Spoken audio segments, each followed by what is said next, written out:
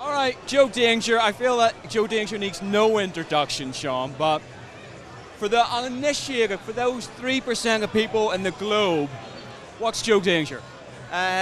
So he's kind of a stuntman. Like in the first game, Joe Danger, which is on like PSN and XBLA, he was like a washed-up stuntman, right? He was like living in his caravan in the middle of nowhere, doing stunts, just in the desert, trying to draw in a crowd, like this traveling kind of stuntman.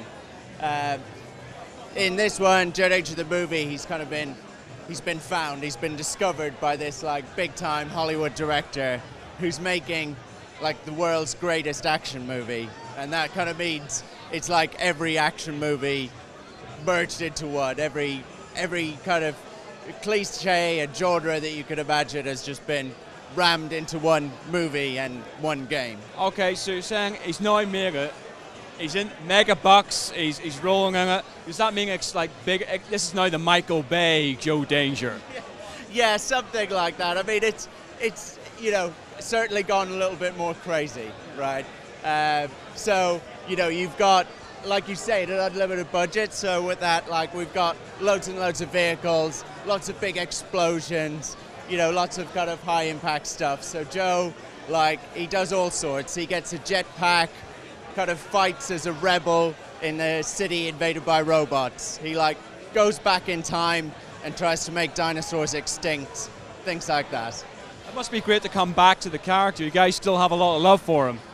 Yeah, we have a lot of love for the game, like Joe Danger 1 was made just by 4 of us, and we were like really constrained making it.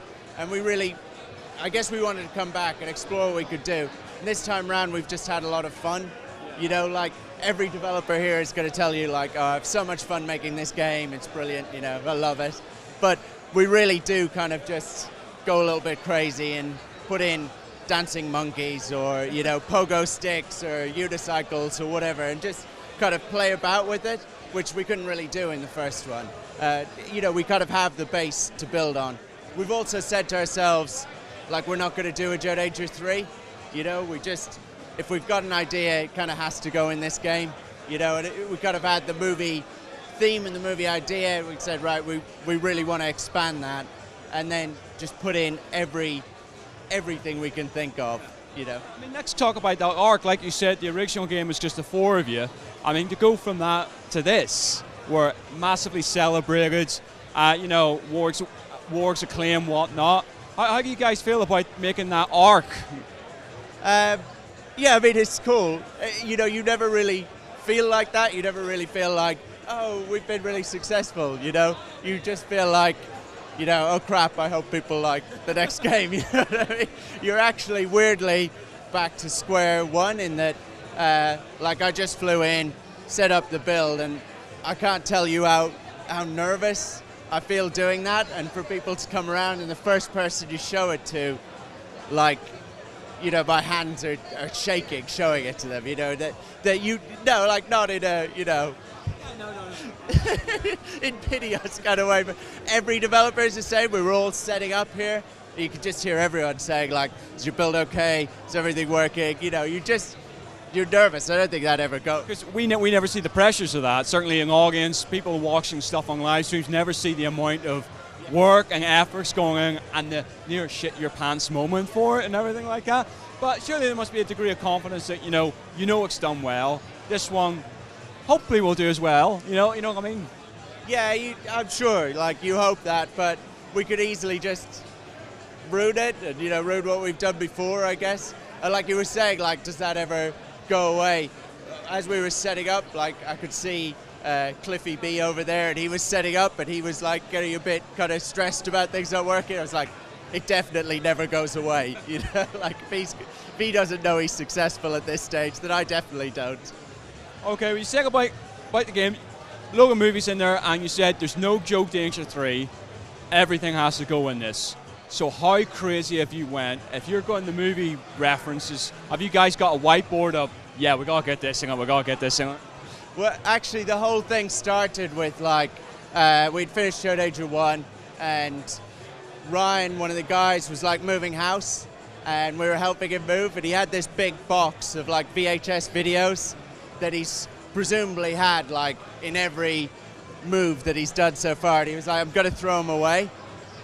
We're like, well, if you've got to throw them away, we've got to watch them all, you know, just one last time. So we sat down, we'd moved in, we just had like a telly on the floor, and we just put in like RoboCop and Short Circuit and Rambo. We just had them one after another. It's like the best night. And instantly we started going like, people should have some of these things in games, right? So we tried to bring a lot of that in. I guess, yeah, like we're not as organized as to have a whiteboard of ideas. It's just somebody says, you know, not a whiteboard, just a load of VHS clips sitting in a corner. Exactly. But we just go like, right, we want to like a Rocketeer bit, love that movie, you know, or Indiana Jones stuff, or James Bond or whatever. And you just start to like pick little scenes that would be applicable. But also, like a really key thing for us is this overdone in games? You know, if it is, keep away from it. Like if you want to be like a soldier, right, you're really well catered for in games, right? But if you want to be on a unicycle, you are not very well catered for, you know? So we try and pick stuff like that you kind of haven't really seen. I think, you know, so we have kind of crazier things like jetpacks and unicycles, so we try and find a way to cram them in. You get to be like a Cupcake who rides a mini moto and stuff like that, you know? We try and bring that into the plot somehow. So Joe Zane's your hero for the minority of gamers. Yeah, exactly. We're catering. We're trying to, you know, be successful by catering for loads of niches. You know, we'll just try and hit them all. Hopefully there's a guy out there who's always been like, really want to play a game with a pogo stick in or whatever, you know? There are, but I don't think it involves an Xbox Live Arcade game. Yeah. Okay, well, do you feel like you guys have got everything in there now? Do you feel satisfied that there's no oddball ideas left unturned?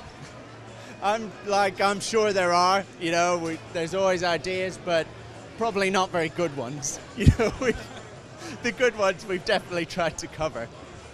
Listen, I think that's all the time we got for. Thank you very much indeed for talking to us. Look forward to playing it. Thanks a lot.